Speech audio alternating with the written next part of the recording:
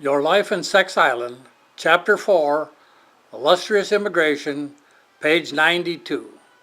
We have to lay the biblical exodus from Central America at the feet of poverty caused by gangster governments, in turn caused by our foreign policies, not at the hands of our stupid farm program. Apropos to that argument are some stories like the following. Press conference announcing the biofuel study results by the American Meat Institute, who don't want higher corn prices in Washington, D.C. Quote, a major new study officially issued May 17th conservatively estimates that increased corn prices driven by a rapidly expanding U.S. ethanol production already have increased the U.S. retail food prices by $14 billion annually. Further, the study finds that the increase in U.S. retail food prices could reach $20 billion annually under a scenario in which crude oil prices range from $65 to $70 per barrel and U.S. corn prices reach $4.42 per barrel, $4.42, compared to the $2 per bushel that existed in mid-August 2006, end quote. And commentary, February 20th, 2007, Minneapolis, Minnesota.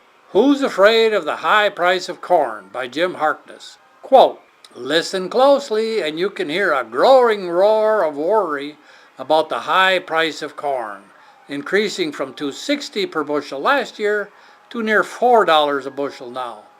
For decades, corn has been ridiculously cheap, and multinational grain companies exported our cheap corn to gain footholds in other markets around the world, often driving farmers in poor countries out of business, end quote. And Cost of Corn Soars, Forcing Mexico to Set Price Limits by James C. McKinley, Jr., January 19, 2007, Mexico City.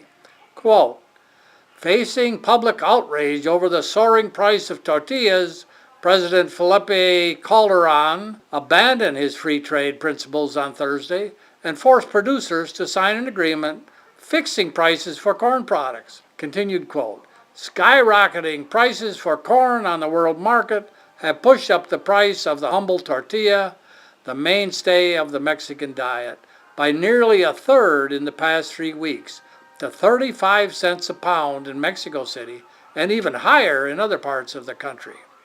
Continued quote, half of the country's 107 million people live on $4 a day or less, and many of them survive largely on tortillas and beans.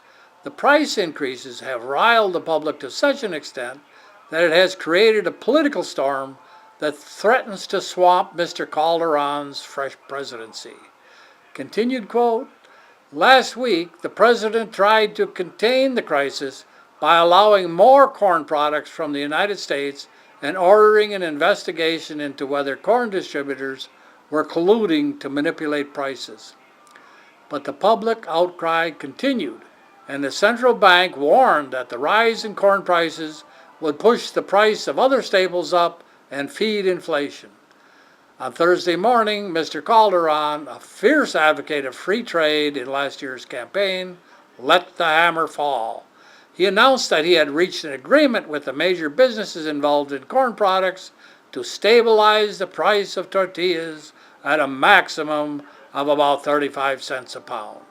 He also fixed the price of cornmeal sold to mom-and-pop tortilla shops at 14 cents a pound and announced that government-owned shops in rural areas would sell tortillas at the same price, far below the market rate, end quote. So there you have it. Is cheap corn destroying Mexico's economy? I don't think so.